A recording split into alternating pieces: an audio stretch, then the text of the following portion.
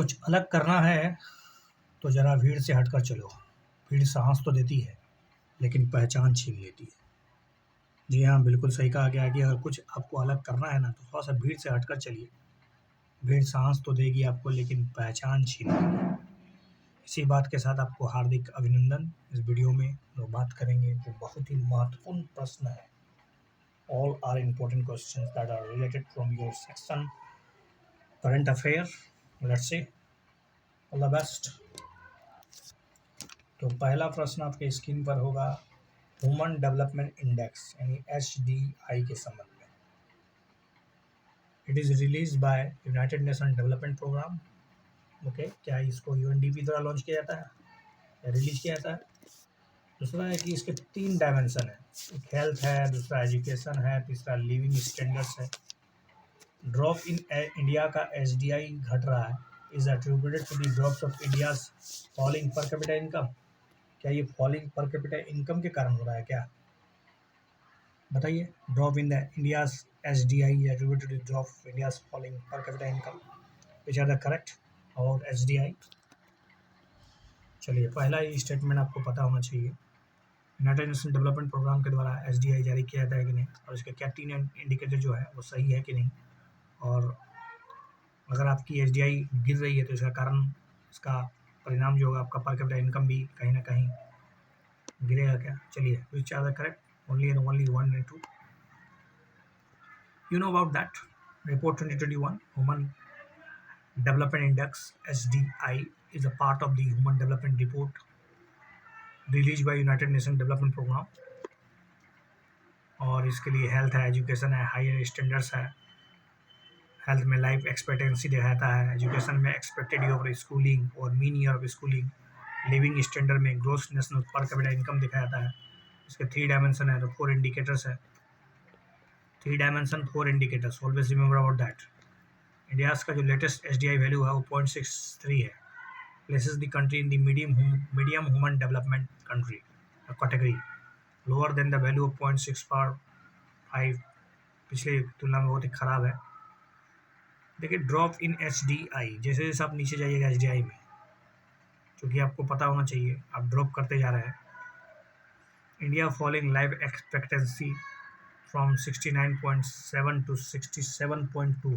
पहले जीने की जो अच्छा थी, वो जो प्रत्याशा था, वो जीवन का जो वो लगभग 69% क्या 69 साल होता था, लेकिन अब घटकर 67 साल हो गया। ड्यूरिंग द सर्वे से पता चल चुका है। तो human development index HDI is a part of the Human Development Report 2021-2022 released by the United Nations Development Program. Consider the following statement about MOXIE experiment. What is the MOXIE experiment? MOXIE experiment. The experiment aims to produce oxygen from Martian carbon dioxide atmosphere. Mars के carbon dioxide से हमको oxygen पैदा करना है। It is launched as a part of NASA Curiosity rover mission, a joint program of NASA and JAXA. Which are the correct about MOXIE? Only and only A is the right answer. Because NASA is preparing for human exploration Mars. MOXIE will demonstrate a way that future explore might produce oxygen from the Martian atmosphere for propellant and for breathing. The experiment aims to produce oxygen from the Martian carbon dioxide atmosphere. मतलब सीधा सीधा oxygen पैदा करेंगे carbon dioxide के वातावरण से, Mars के carbon dioxide के वातावरण से। It was launched as a part of NASA's Perseverance rover mission. तो ये नासा का जो परसेवरेंस या परसीवेरेंस जो रोवर मिशन है, उसके तहत successfully making oxygen from planet of carbon dioxide rich atmosphere.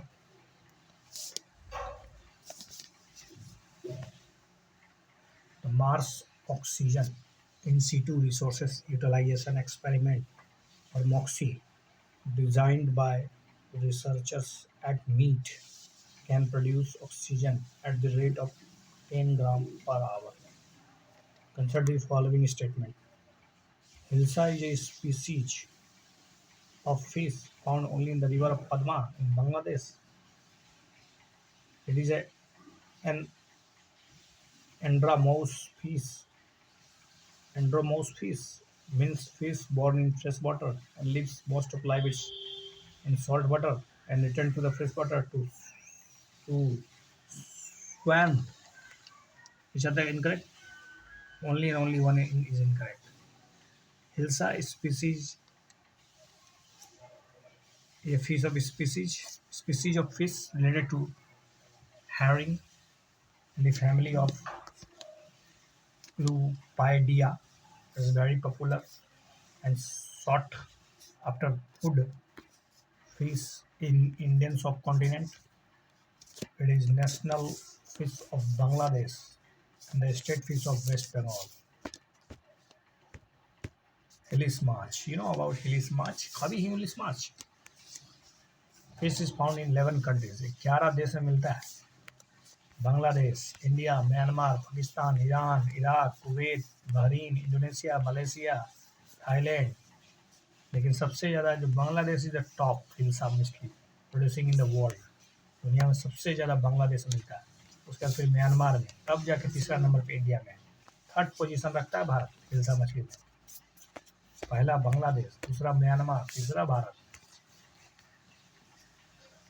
Fish is a marine fresh water brackish pelagic neritic andromous. Bangladesh had imposed a ban on export of hilsa to India in 2012, but since 2009 allowed it. Relaxation on export, particularly in the festive season. Bangladesh ने इसको मना कर दिया था कि हम लोग नहीं बेचेंगे. अच्छा बेटा, नहीं बेचोगे हमको. फिर 12 में मना किया था कि 19 में स्टार्ट कर दिया. खास करके फेस्टिव सीजन में बहुत ज़्यादा इसका बिक्री होता है, बहुत इसकी डिमांड बढ़ जाती है. और यहाँ तक कि दुर्गा पूजा में तो इसका इस्तेमाल होता है.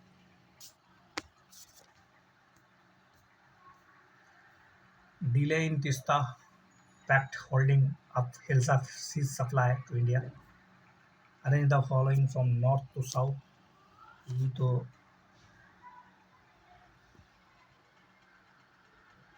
नॉर्थ से साउथ नहीं, साउथ से नॉर्थ लिखना है. बताइए कौन सा सही है. हॉट स्प्रिंग पहले आएगा. इसका सही जवाब है 1 2 3 4, एक लाइन से लिखा हुआ है. सबसे सबसे दक्षिण में है पैंगोंग तोसो लेक. उसके बाद हॉट स्प्रिंग. सबसे उत्तर में है दौलत बेग ओल्डी. ये देख लीजिए. सबसे नीचे है पैंगतसो, साउथ बैंक ऑफ पैंगोंगो या पैंगोंगो तसो. उसके बाद नॉर्थ बैंक पैंगोंगो तसो. उसके बाद गलवान वैली. उसके बाद दिप्सांग वेल प्लांट्स. हॉट स्प्रिंग बीच में पड़ता है.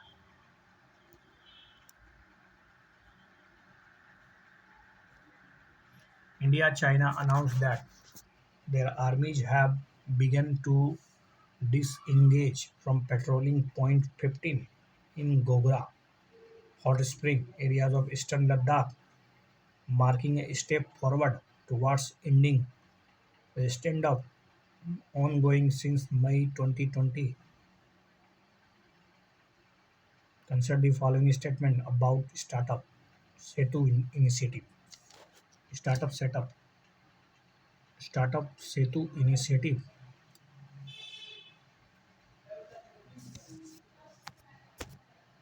It is an initiative that would connect startups in India, US based investors and startup ecosystem leaders. The interaction in Setu will be supported through the mentorship portal Marg under the Startup India. Which are the correct about Setu initiative? Startup Setu initiative.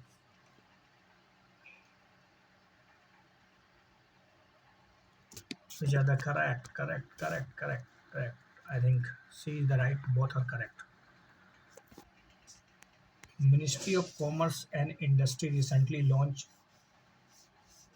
Startup Setu initiative. Initiative would connect startup in the India to US based investor and startup ecosystem leaders.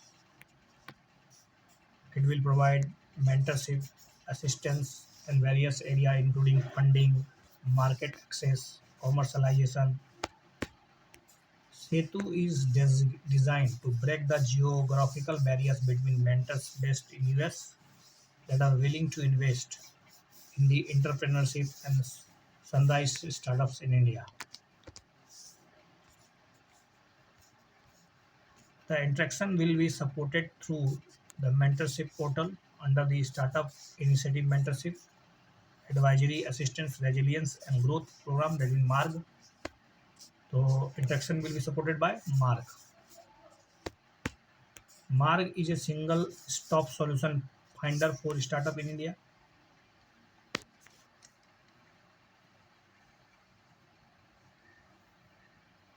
The core function of the MARG are to improve the use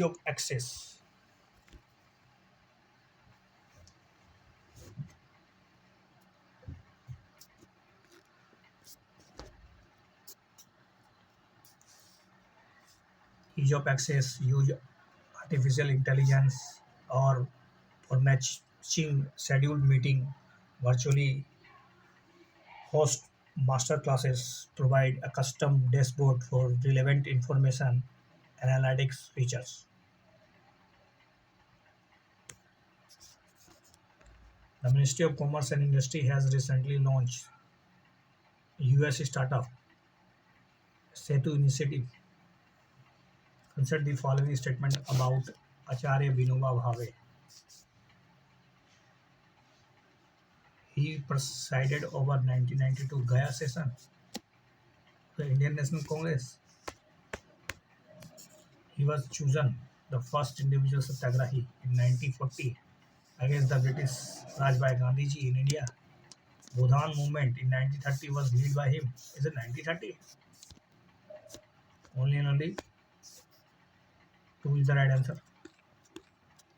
You know about that Vinayak Narhari Bhave यानी विनोबा भावे 11 सितंबर को जन्म हुआ 1895 में ऐसे Bombay presidency में।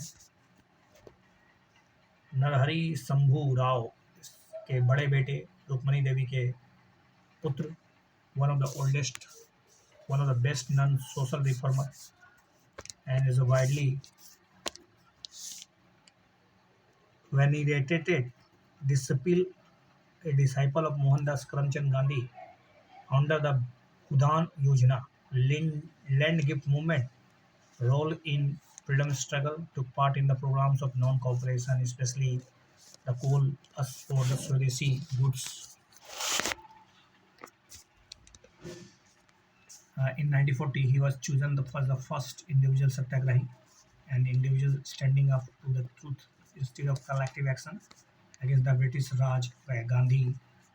Role in social worked tirelessly towards eradicating social evils like inequality, influenced by the example set by Gandhiji.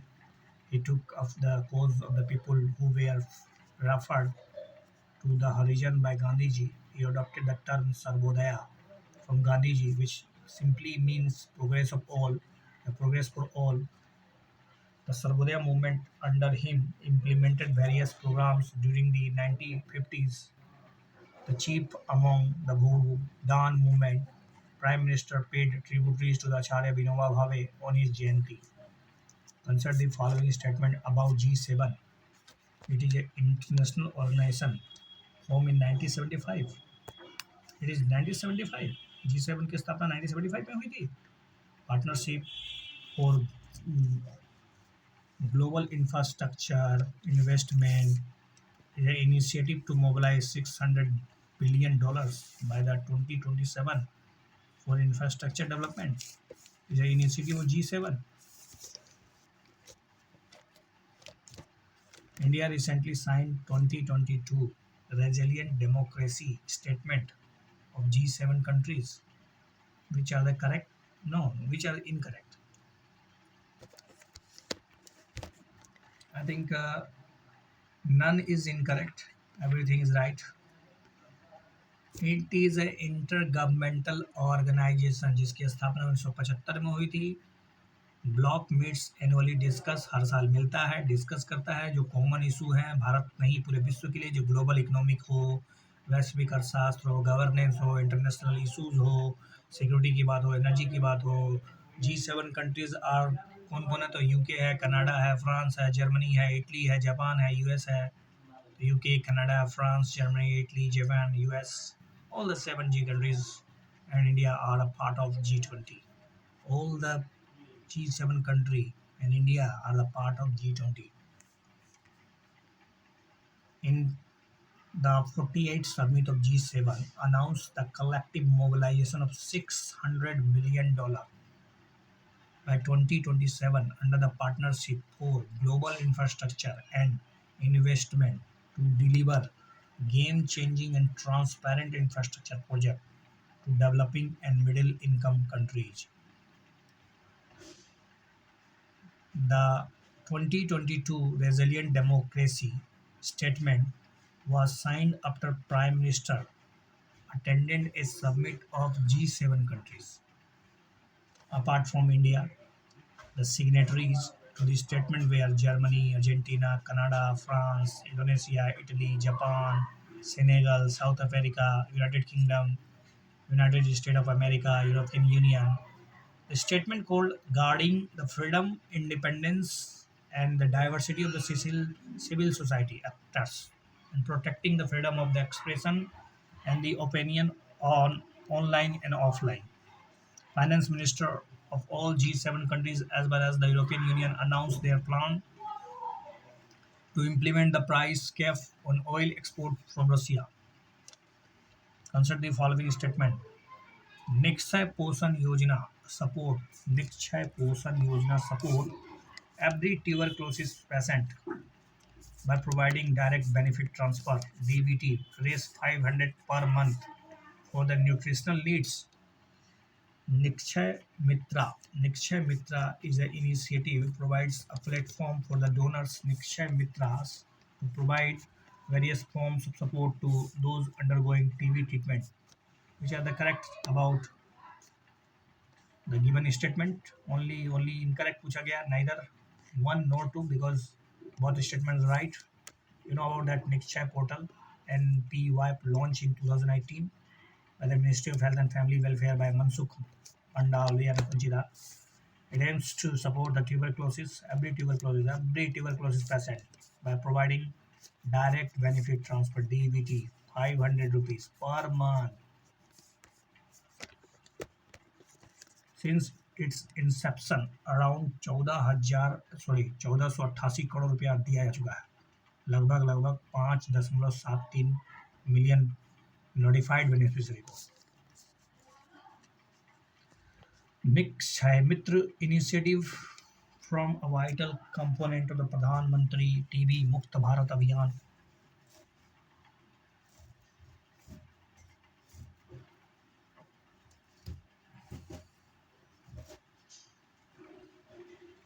This initiative seeks to ensure the adequate nutritional food for those being treated for tuberculosis. Nikshay Mitra portal provides a platform for donors to provide the various forms of support to those undergoing TB treatment. The donors could be a wide range of stakeholders from elected representatives, political parties, corporates, NGO, individuals. The President of India launched Pradhan Mantri TB Mukt Bharat Abhiyan at working towards the TB elimination from country 2025. Gender Snapshot 2022 reported was launched by Gender Snapshot 2022 किसके द्वारा launch किया गया है? United nation.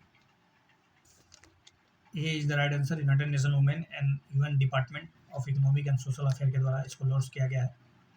Recently reported in title का नाम था progress on the sustainable development goal SDG the gender snapshot 2022 was launched by the United Nation women and UN department of economic and social affair UNDESA. क्या इसके findings हैं? The report highlighted that the sustainable development goal number 5 achieving gender equality will not be made by 2030। या 2030 तक हम लोग gender equality को प्राप्त नहीं कर सकते हैं जिस तरह से हम लोग चल रहे हैं, जिस प्रोग्रेस से हम लोग चल रहे हैं। तो एंड ऑफ 2022 के अंत होते होते लगभग 38 मिलियन महिलाएं और गर्ल जो है लिव इन एक्सट्रीमली पॉवर्टी, बहुत ही बदतर जिंदगी जी रही है महिलाएं, और $1.9 पर डे के साथ ज़िंदगी बिता रही है, जबकि 368 million men and boys compare की तुलना में। It will take close to 300 years, बाप रे 300 साल लग जाएगा प्राप्त करने में जेंडर इक्वालिटी। अगर इस रेट से चलेंगे तो इस कछुए भी शर्मा जाएंगे, इतनी धीमी गति से महिलाओं के उत्थान के लिए प्रयास चल रहा है। 300 साल लग जाएगा महिला समानता स्थापित करने में। It will also take at least 40 years to achieve the equal representation of women in the national parliament. 40 साल और लगेंगे कम से कम महिला रिप्रेजेंटेशन को बराबर प्रतिनिधित्व मिल पाए। Progress must be 17 times faster, 17 गुना ज़्यादा होना चाहिए than the last decades, progress of the last decades, to eradicate child marriage by 2030। अगर आप चाइल्ड मैरिज 2030 तक रोकना चाहते हैं तो 17 गुना ज़्यादा स्पीड से आपको काम करना होगा इस दिशा में। Globally women lost an estimated $800 billion का इनकम लॉस कर चुकी है in income 2020 due to the pandemic. इस पेंडेमिक ने $800 बिलियन का नुकसान करवाया है महिलाओं के का। More women and girls are now forcefully displaced than ever before. 4.5 crore महिलाएं एंड गर्ल्स जो है वो 2021 के अंत होते होते मतलब बाहर कर दी गई है। The report entitled the progress on the sustainable development goals the gender snapshot 2022 was launched by the United Nations Women and UN Department of Economic and Social Affairs. Consider the following statement about adoption of child in India. अब आप बच्चों को जो भारत में गोद लेते हैं उसके बारे में सवाल है। Procedure for child adoption in India is governed by Hindu Adoption and Maintenance Act 1956 and the Juvenile Justice Act 2015। अच्छा, बच्चों को गोद लेने की जो प्रथा है उसका गवर्न कौन करता है, कौन किस रूल के तहत होता है, किस एक्ट के तहत? ये तो कारा एक्ट है शायद। The power to issue orders regarding adoption of the children in the country lies with the district magistrate. तो ये डिस्ट्रिक्ट मजिस्ट्रेट के पास पावर होता है कि क्या क्या गाइडलाइंस होना चाहिए, क्या क्या पावर मतलब इशू जारी करना चाहिए बच्चों को गोद लेने के संबंध में। सेंट्रल एडॉप्शन रिसोर्सेज अथॉरिटी कारा is the statutory body that is mandated to monitor and regulate the in-country and inter-country adoption। गोद अंदर लो बाहर लो, उसको रेगुलेट कौन करेगा, उसके लिए दिशा निर्देश गाइडलाइंस कौन जारी करेगा, कौन मॉनिटर करेगा? कारा। क्या कारा एक स्टैट्यूटरी बॉडी है? चलिए, विच आर द करेक्ट, इसमें सब के सब करेक्ट है। Adoption in India are govern by 2 law.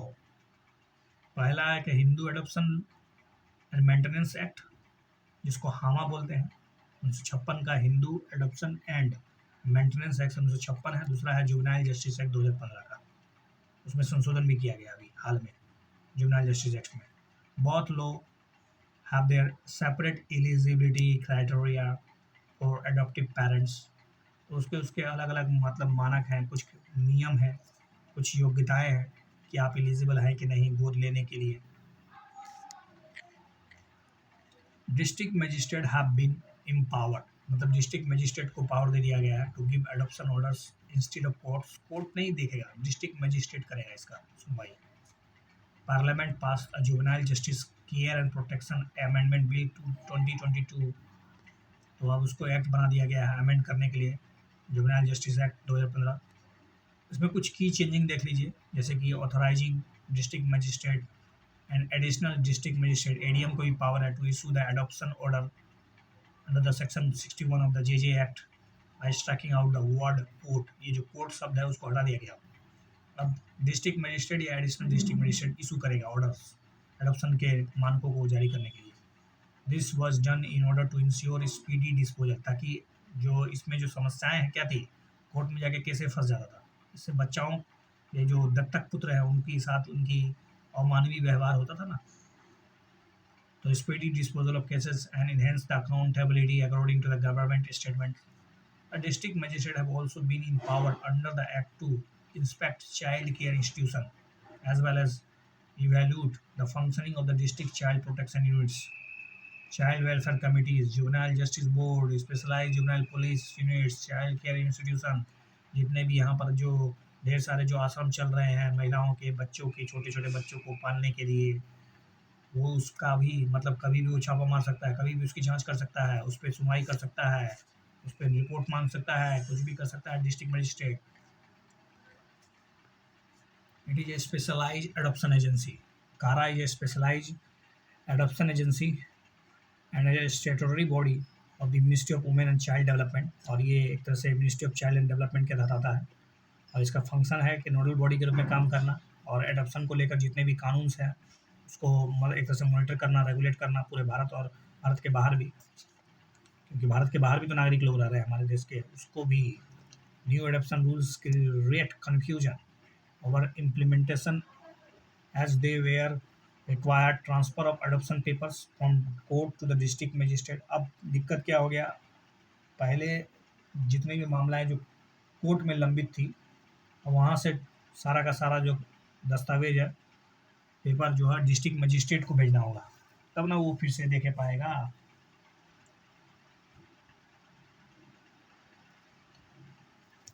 अगला क्वेश्चन है वेबनाड लेक के बारे में। Vembanad lake, it is the longest lake in India. क्या ये सबसे लंबी झील है? The lake its source is in 4 rivers। It is the second largest Ramsar site in the India and only after the Sundarban।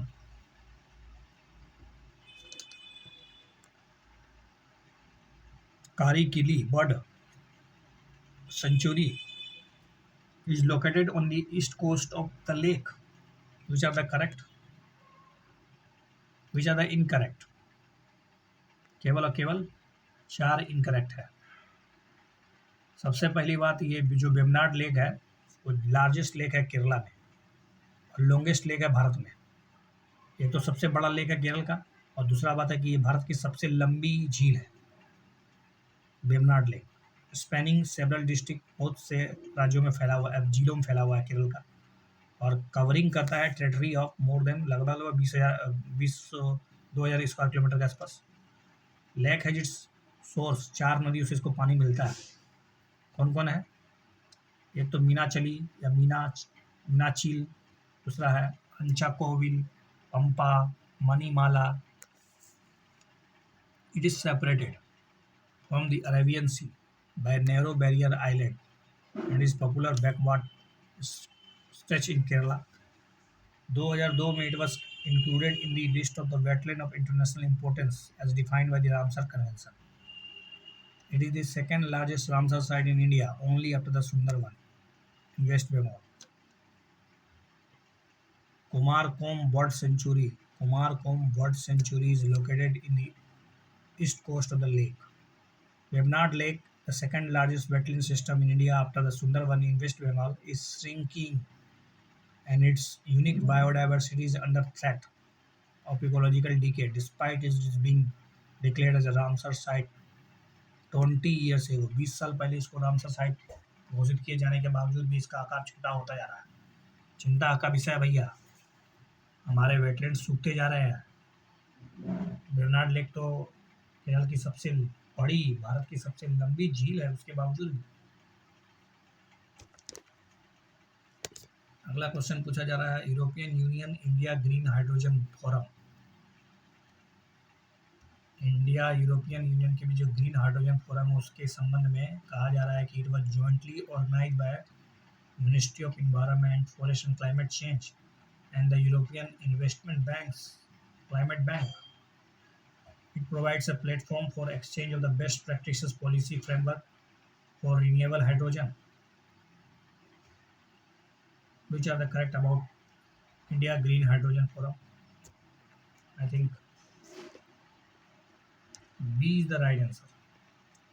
European Union Indian Green Hydrogen Forum recent event was organized jointly by the delegation of European Union and the Ministry of New and Renewable Energy. Okay, ध्यान रखिएगा, Ministry of New and Renewable Energy in cooperation with the Confederation of India Industry (CII) and Hydrogen Europe. The event brought India European Union business to discuss the possible joint projection on the green hydrogen. The forum provides a platform for the exchange of the best practices, policy, frameworks, and production and application technology for renewable hydrogen, as well as opportunities for European Union India cooperation in this area. The forum also looks into the potential for the international hydrogen trade, role of international standards, including sustainable transportation. It also provides for the legal requirements for the certification of the renewable hydrogen and research and innovation. European Union India Green Hydrogen Forum was inaugurated recently. Consider the following statement about Hoysala temple structure. Hoysala temple architecture के बारे में आप क्या जानते हैं? Hoysala temple architecture, multiple shrines of different deities were built around a central pillar hall. तो अलग अलग देवी देवताओं के यहाँ पर मतलब एक तरह से मूर्तियाँ स्थापित की गई है around the central pillar. This shrines are established intricately in the design of a star. अच्छा, इसको स्टार के रूप दिया गया है. The temples were built on the upraised platform. एक उठा हुआ चबूतरा पे बनाया गया क्या, जिसको जगती कहते हैं. These are the correct about Hoysala temple. Incorrect पूछा गया, incorrect about Hoysala temple architecture, incorrect. Hoysala temple architecture.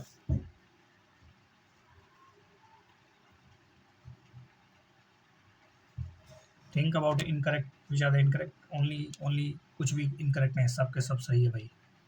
देखिए साइलेंट फीचर्स, कुछ इसके इंपॉर्टेंट साइलेंट फीचर्स सुन लीजिए होयसाला आर्किटेक्चर का. एक तो मल्टीपल श्राइन है of different deities were built around a central pillar hall. एक सेंट्रल पिलर होल है, उसके चारों तरफ ढेर सारे श्राइन्स बनाए गए अलग अलग डीटीज के, अलग अलग देवी देवताओं के. दूसरा है stellate plan. The shrines are established intricately in the design of a star. Soft stone was the main building material. इसमें soft stone का इस्तेमाल किया गया. Massive emphasis was laid on the decoration of the temples through the sculpture. बहुत ही design किया गया इसका. Temples were built on a raised platform, जिसको जगती कहते हैं, उस पर बनाया गया इसको. The walls and the stairs, इसकी दीवारें, इसकी सीढ़ियाँ, उसको झिकझैक पैटर्न में बनाया गया, zigzag pattern. Hoysala temples are sometimes called hybrid. It's a hybrid वर्स Vesara style is their unique style seems neither completely Dravida nor Nagara but somewhere in between. मतलब ये दोनों का फ्यूज है, इसलिए इसको वेसर स्टाइल भी कह सकते हैं. Union culture ministry announce that Hoysala temples of Belur, Halebid and Somnath. एक तो होयसाला टेम्पल जो बेलूर में है, दूसरा हेलीबीड और तीसरा Somanathapura in Karnataka are India's official nomination for UNESCO world heritage list. 22-23 में इसको भेजा गया है. अब देखते हैं इसको वर्ल्ड हेरिटेज साइट में शामिल किया जाता है कि नहीं. सुरेश प्रभु कमेटी रिसेंटली न्यूज़. आगे ये सुरेश प्रभु कमेटी किससे जुड़ा हुआ है यार? सुरेश प्रभु चलिए पहला स्टेटमेंट, दूसरा statement, I think C is the right to draft national cooperative policy document. National level committee was recently constituted under the Union Cabinet Minister Suresh Prabhu Prabhakar. Committee was mandated to draft a national cooperative policy document. The existing national policy on cooperative was formulated in 2002 with the objective of the facilitating the all-round development of the cooperative. The center announced 47 member का committee under the former Union Minister Suresh Prabhu to prepare a national cooperation policy with the objective to promote cooperative-based economic development model.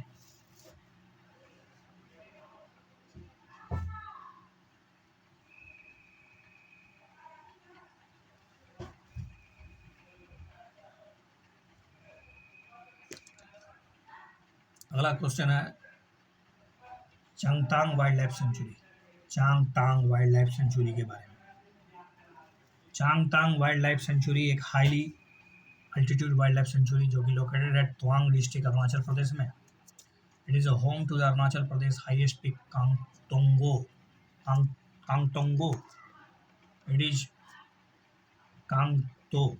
It is home at Tibetan wild ass and rare black naked crane. Changthang wildlife sanctuary में क्या black naked बहुत ही मिलता है और wild ass जंगली गधा.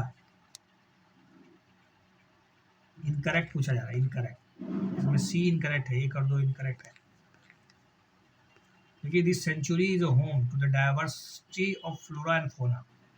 लगभग 1600 square kilometre में फैला हुआ है और ये है लद्दाखी चांगतांग प्लेट में है जो कि Leh district of Jammu and Kashmir में पड़ता है. और ये its boast of the highest lake on the earth. Tso Moriri highest lake, दुनिया का सबसे, धरती पर सबसे जो ऊंचा अगर कोई झील है तो वो है Tso Moriri, Tso Moriri.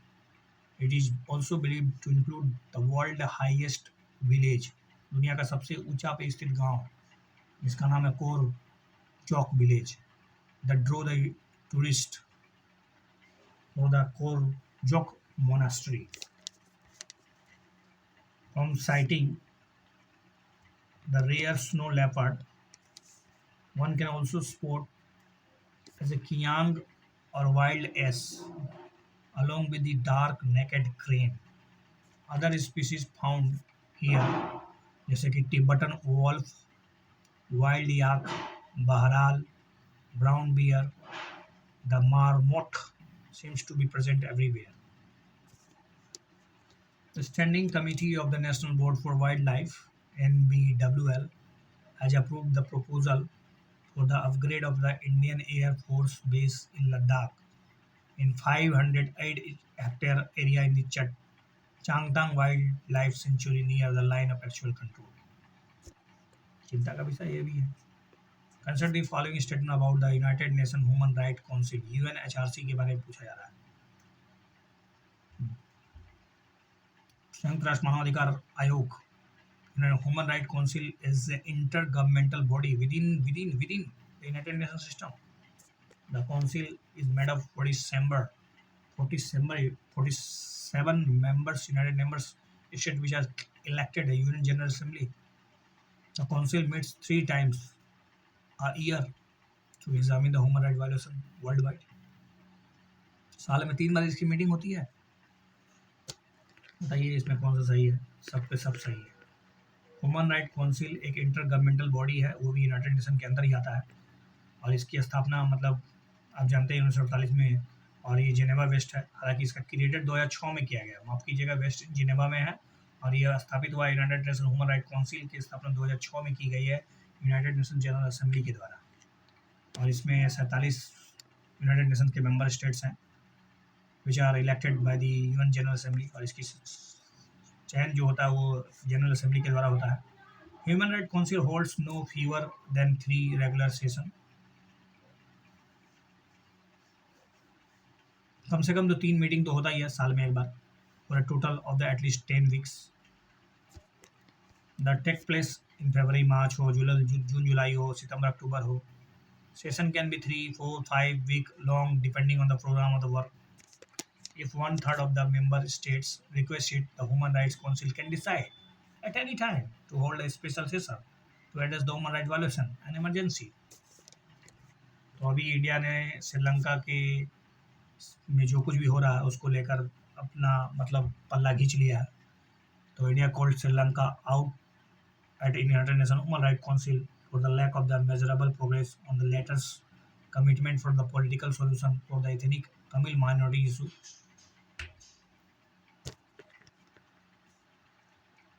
Consider the following statements. Out-of-pocket expenditure on health care is borne directly by a patient where insurance does not cover full cost of the health service. The out-of-the-pocket expenses borne directly by the patient have been declining for the past 10 years. Declining हो रहा है कि बढ़ रहा है? Out-of-pocket expense patient का. India's out-of-pocket expenditure is equal to the global average of 18.1. Bharat की जो out-of-the-pocket expenditure है वो ग्लोबल एवरेज का लगभग 18% के आसपास है. क्या इक्वल है क्या? इनकरेक्ट स्टेटमेंट पूछ रहा है इसमें. सी इनकरेक्ट है तीसरा. देखिए आउट ऑफ पॉकेट पेमेंट्स वो खर्चा है जो कि डायरेक्टली पेशेंट के द्वारा खर्चा किया जाता है जहां पर इंश्योरेंस कोई कवर नहीं करता है.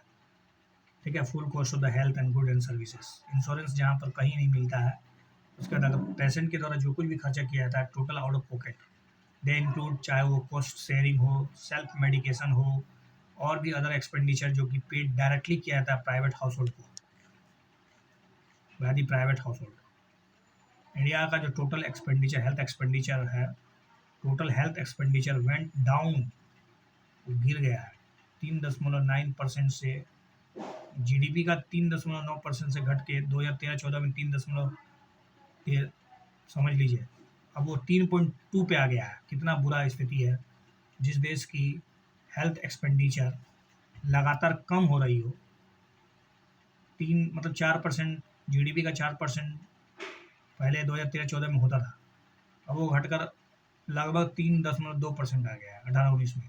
अभी नेशनल हेल्थ एस्टीमेट यही बता रहा है. Total health expenditure is the money spent by the government, people, private entities, external funding, out-of-pocket expenditure on the health care by household. A key reason pushing Indian into the poverty. गरीबी में धक्का देने का सबसे बड़ा कारण क्या है?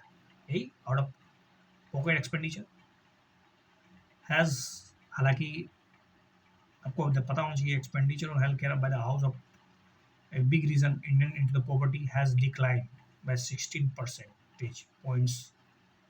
फ्रॉम देखो 64 पॉइंट समथिंग था, अब वो 48% आ गया है इन द सेम पीरियड में. चलो आउट ऑफ पॉकेट एक्सपेंडिचर घटा हुआ है.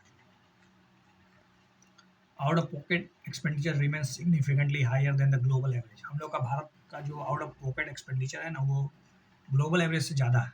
ग्लोबल एवरेज तो विच स्टैंड लगभग 18% है. As per the world bank ऐसा कहता है कि ग्लोबल एवरेज जो आउट ऑफ पॉकेट एक्सपेंडिचर है वो 18% है.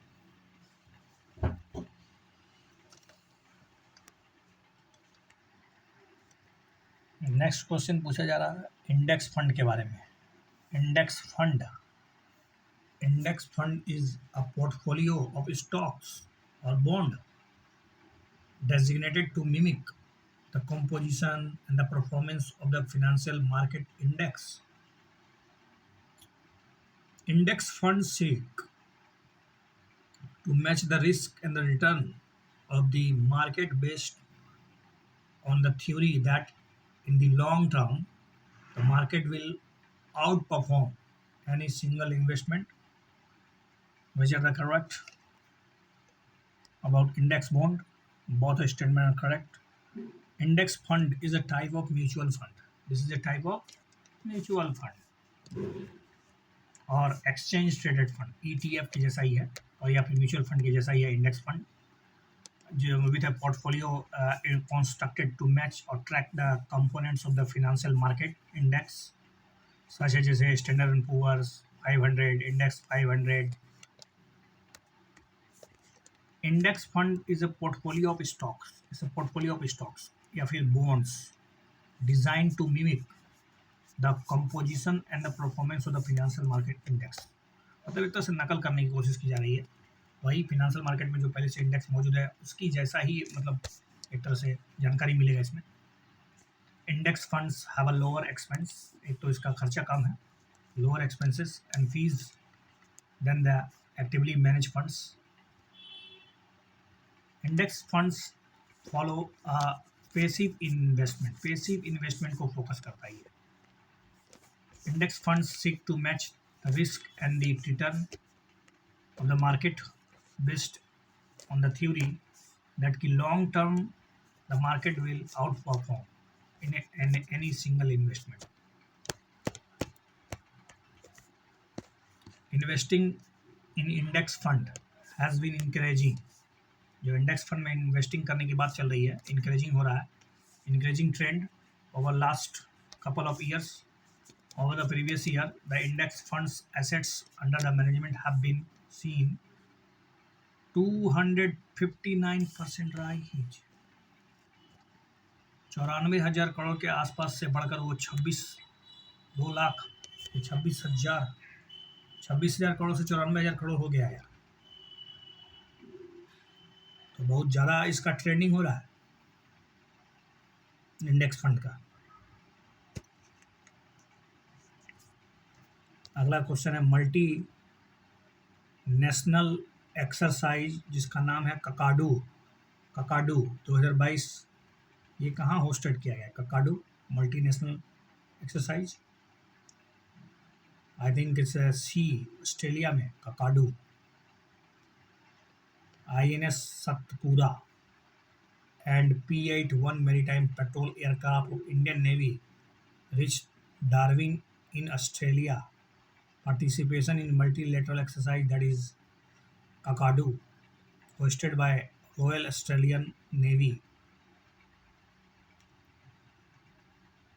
Consider the following statement: India is the world's second largest producer of natural rubber. Rubber growing state of India are Kerala, Meghalaya, Tripura. Rubber board is a statutory organization under the administrative control of Ministry of Commerce and Industry. Rubber industry, rubber board जो है वो क्या ministry of commerce के तहत आता है। और rubber growing state Bharat में कौन कौन से है ये जो दिया गया है? Kerala, Meghalaya, Tripura. Which are the correct पूछा जा रहा है, correct. You know about that? C 2 and 3 is the right, because India is currently the world's 5th largest, ना कि दूसरा। भारत अभी 5वां स्थान पे है, 5वें पायदान पे खड़ा है, ठीक है, नेचुरल रबर के उत्पादन में। while it also remains the second biggest consumer, लेकिन खाने के मामले में, उपभोग के मामले में दूसरा स्थान पे है। रबर का उत्पादन में 5वां और खपत में दूसरा। Traditionally rubber growing states comprising, इसमें केरला है, तमिलनाडु है, जो टोटल मिला के 81% प्रोडक्शन कर देते हैं। 2 ही स्टेट, तमिलनाडु और केरल। केरल और तमिलनाडु 81% प्रोडक्शन करते हैं मेजर। उसके बाद मेजर जो non traditional rubber growing regions जैसे नॉर्थ ईस्टर्न स्टेट में त्रिपुरा है, असम है, मेघालय है, उड़िया है, महाराष्ट्र भी है, वेस्ट बंगाल भी उत्पादन करता है, लेकिन मात्रा बहुत कम है। क्योंकि रबर बोर्ड एक स्टैट्यूटरी बॉडी है जो कि गठन किया गया था 1947 में ही रबर बोर्ड एक्ट के तहत, और ये फंक्शन करता है administrative control ministry of commerce और इंडस्ट्री के तहत। और इसका चेयरमैन जो है वो सेंट्रल गवर्नमेंट के द्वारा नियुक्त किया जाता है। इसके 28 सदस्य हैं और इसके जो हेडक्वार्टर है वो केरल का कोट्टायम में है। और board is responsible for the development rubber industry. Bharat में जितनी भी रबर इंडस्ट्री है उसका ठीक से एक तरह से रेगुलेशन हो, ओवरऑल सब यही देखता है, विकास भी हो भारत में।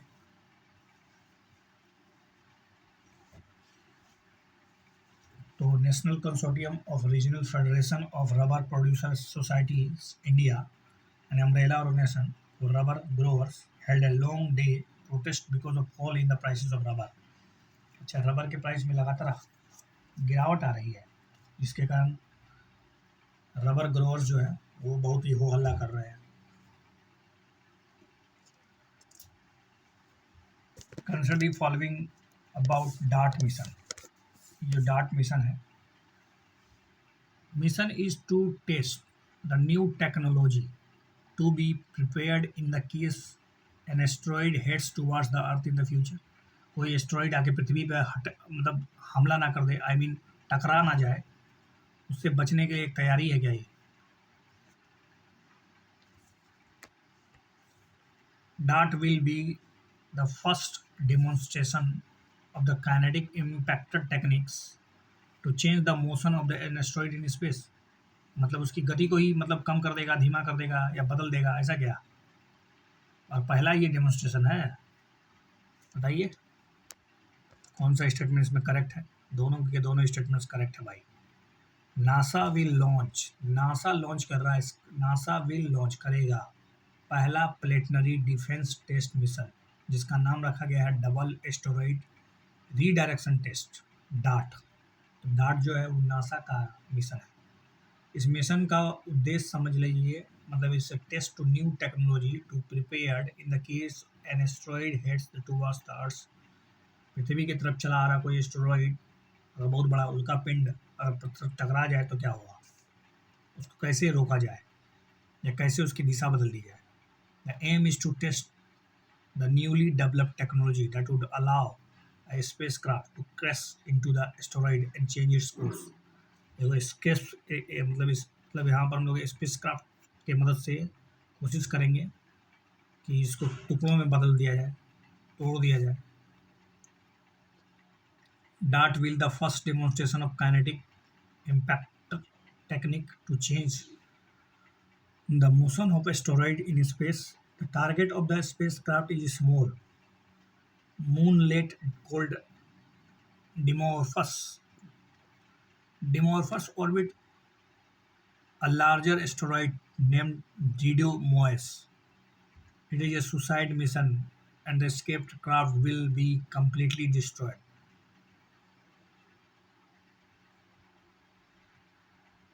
The collision is expected to take place between 26 सितंबर से 1 सितंबर 2022 में टकराने वाला था, लेकिन ऐसा कुछ हुआ नहीं।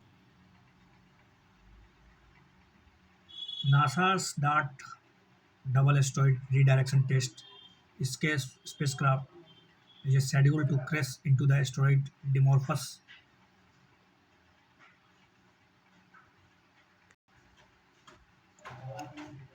A windfall tax is a surtax imposed by the government on business or economic sector that have benefited from economic expansion।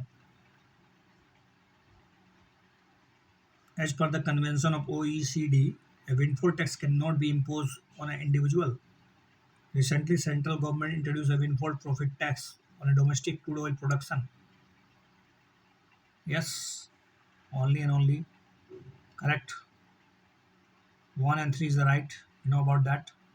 A windfall tax is a tax levied by the government against the certain industry when economic conditions allow those industry to experience above average profits। Average से जरूरत से ज़्यादा अगर कोई profit उठा रहा है और बिना कोई मतलब इन्वेस्ट किए, जस्ट खाली इकोनॉमिक कंडीशन को देखते हुए, हालात को देखते हुए फ़ायदा उठा रहा है। जैसे कि अभी क्रूड ऑयल का प्राइस, चूँकि बाहर पता होगा यूक्रेन और रशिया के साथ क्या हो रहा है, तो उसको देखते हुए एक तरह से कंपनियाँ जो है, घरेलू कंपनियाँ बहुत फ़ायदे में है। विंडफॉल टैक्स में also apply to the individuals who suddenly become enriched from receiving a significant sum of money through a gift, inheritance or through other game show, gambling or lottery। तो विंडफॉल टैक्स जो है individual पे भी लगाया जा सकता है। अगर उसको किसी कारणवश कोई बहुत बड़ा अमाउंट प्राप्त हो जाए, बहुत बड़ा प्रॉफिट हो जाए, बहुत झटका लग जाए, मतलब बड़ा गिफ्ट मिल जाए, बपोती संपत्ति मिल जाए, या फिर कोई गेम शो में या गैम्बलिंग में या लॉटरी में बहुत बड़ा प्राइज हाथ लग जाए, तब भी विंडफॉल टैक्स अप्लाई करता है। रिसेंटली सेंट्रल गवर्नमेंट ने इंट्रोड्यूस किया है विंडफॉल टैक्स प्रॉफिट 23,250 पर ton on a domestic crude oil production. 1 ton में 23,000 के आसपास टैक्स लगेगा भाई। Union finance minister defence the move to impose windfall tax on a domestic crude oil production. अगला क्वेश्चन है क्रिस्पर 9 से, CRISPR Cas 9। CRISPR It replicates natural defense mechanism in bacteria to fight virus attacks using a special protein called Cas9. In bacteria, CRISPR technology does not involve the introduction of any new gene from the outside. Sickle cell anemia is the first disease that is being targeted for CRISPR-based therapy in India. I think incorrect पूछा जा रहा है तो इसमें कोई भी incorrect नहीं है. ये जो cluster regularly interspaced short palindromic repeats is a gene editing technology which replicates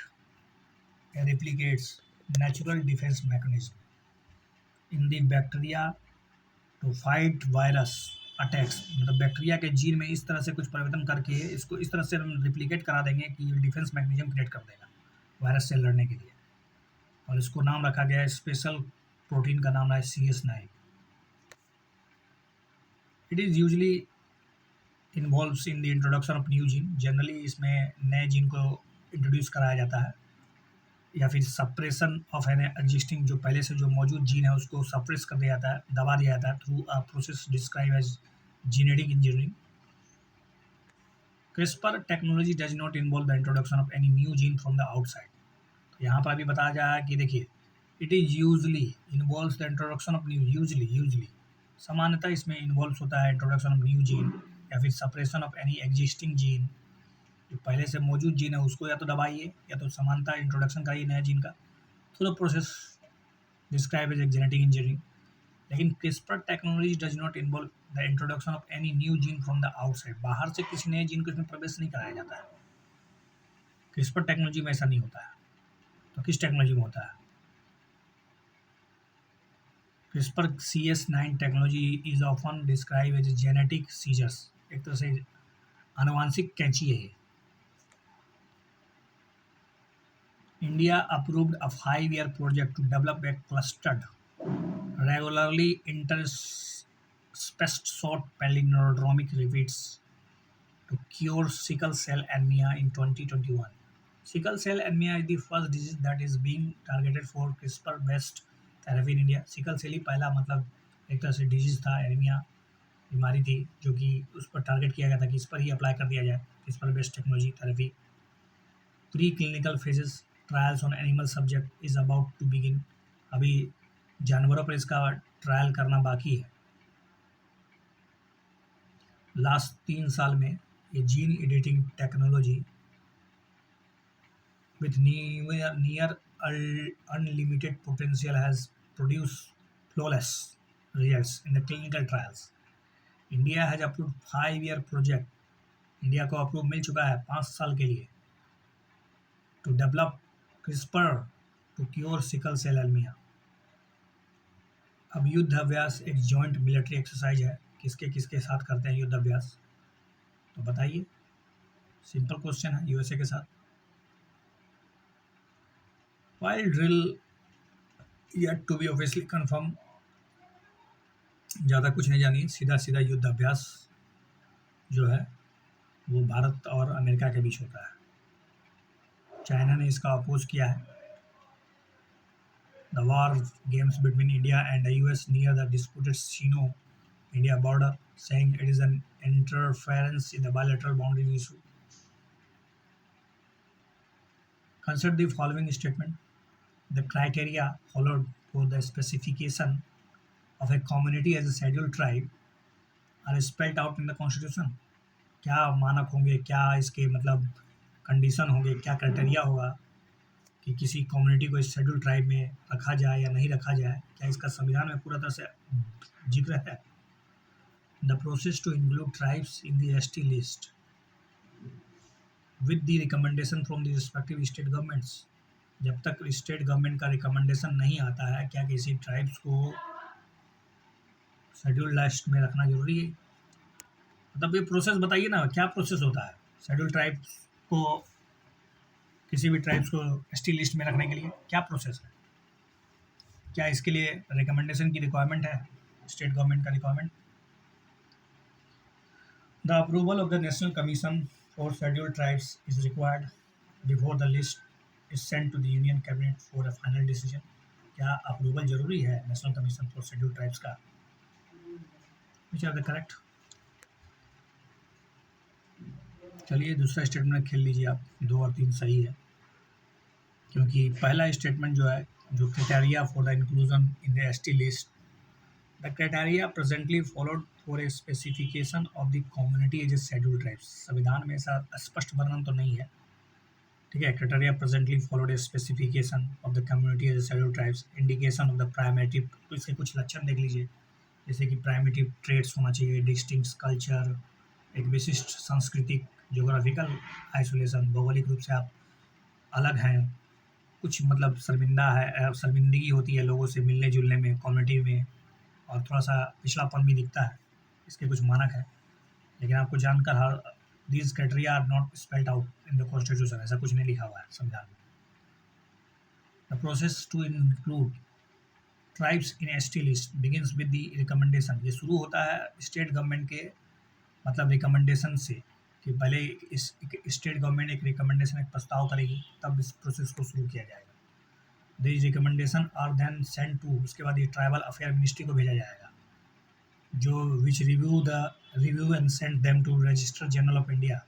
उसके बाद registrar general of tribal ministry के बाद भेजा जाएगा, ट्राइबल मिनिस्ट्री पर रजिस्टर जनरल ऑफ इंडिया को भेज देगा अप्रूवल के लिए। This is followed by the approval of the national commission for scheduled tribes.